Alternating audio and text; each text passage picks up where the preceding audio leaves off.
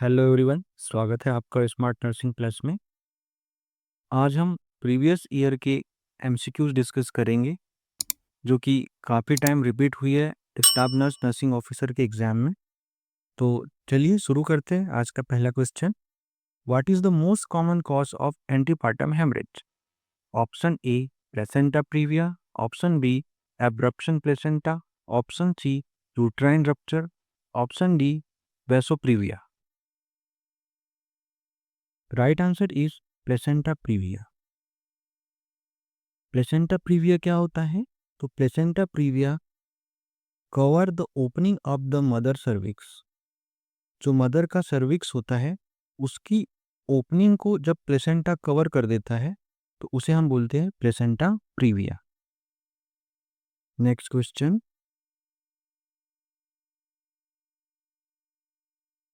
Which hormones is responsible for maintaining pregnancy during the first trimester? Option A oxytocin, option B progesterone, option C oestrogen, option D prolactin. Right answer is option B progesterone.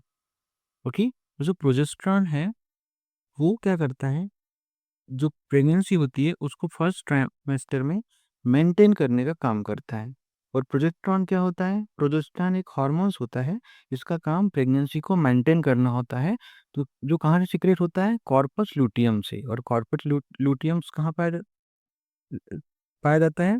वो जो ovaries होती है उसमें हमें देखने को मिलता है, वो उसे सीक्रेट करती है। Next question, the ideal time to perform an anomaly scan during pregnancy. मतलब जो फीटल डेवलपिंग फीटल होता है उसमें जो एबनॉर्मलिटीज होती है उसको स्कैन करना ही एनोमली स्कैन कहा जाता है। इसमें फीटल ऑर्गन और फीटल के जो लिम्स होते हैं उनको स्कैन किया जाता है, इसमें कोई एबनॉर्मलिटीज नहीं है। तो वो कब किया जाता है? Option A 10 to 12 weeks, option B 18 to 22 weeks, option C 28 to 32 weeks, option D 36 to 38 week. Right answer है इसका option B 18 to 22 week. 18 to 22 weeks के बीच में हम एनोमली स्कैन करते हैं during pregnancy. Next question, which of the following is not a sign of pregnancy? Option A Chadwick sign, option B hugger sign, option C Murphy sign, option C Goodell sign. तो ये जो चार option है इसमें से ऐसा कौन सा साइन है जो कि प्रेगनेंसी का साइन नहीं है? तो इसमें से प्रेगनेंसी का साइन नहीं है option C Murphy sign. Murphy signs क्या होता है? ये साइंस डॉक्टर एब्डोमिनल एग्जामिनेशन के टाइम यूज करते हैं, स्पेशली जब इसे अपर एब्डोमिनल रीजन में प्रेस किया जाता है तो वहाँ पेन फील होता है, स्पेशली इसको लीवर और गॉल ब्लैडर स्टोन को असिस्ट करने में इसका यूज करते हैं। Next question,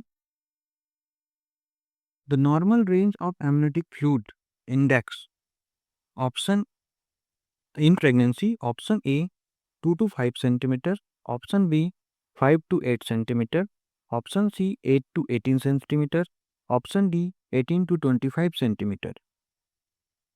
right answer is option C 8 to 18 centimeter, normal range of amniotic fluid index in pregnancy. Next question, what is the most common cause of postpartum hemorrhage? Option A uterine atony, option B retained placenta, option C cervical tear, option D coagulopathy. Right answer is option A uterine atony. ये uterine atony क्या होता है? तो uncontrolled postmortem bleeding होती है जिसे हम uterine atony कहते हैं। यही मोस्ट कॉमन कॉज बनता है पोस्टमार्टम हेमरेज का। Next question, what is the normal duration of the third stage of labour? Option A 5 to 10 minute, option B 10 to 30 minutes, option C 30 to 45 minutes. Option D, 45 to 60 minutes. Right answer is option A, 5 to 10 minutes. Next question. The most common indication of a cesarean section is option A, fetal distress. Option B, previous cesarean section. Option C, breech presentation. Option C, cephalopelvic disproportion.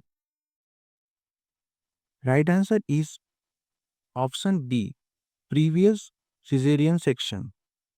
Okay, तो question में पूछा था the most common indication for a caesarean section, मतलब कि caesarean section का most common indication क्या है? तो आंसर है बी, प्रीवियस सिजेरियन सेक्शन।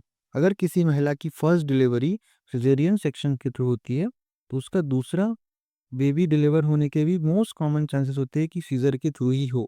इसका रीजन क्या होता है कि जो फर्स्ट बेबी डिलीवर होता है सिजेरियन डिलीवरी के थ्रू, तो उस टाइम क्या होता है, यूट्रस की जो वॉल्स होती है उस पर स्कार पड़ जाते हैं, और उसका अगर हम नॉर्मल डिलीवरी होती है तो मोस्ट चांसेस होते हैं कि वो रप्चर हो जाए। इस वजह से उसकी जो सेकेंड डिलीवरी होने वाली होती है उसमें मोस्ट चांसेस है कि सिजेरियन सेक्शन ही हो।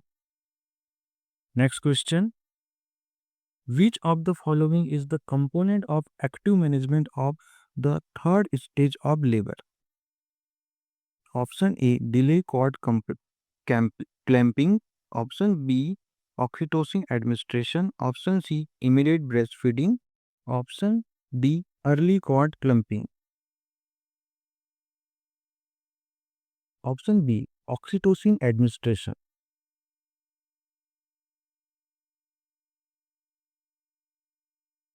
ऑक्सीटोसिन क्या करता है?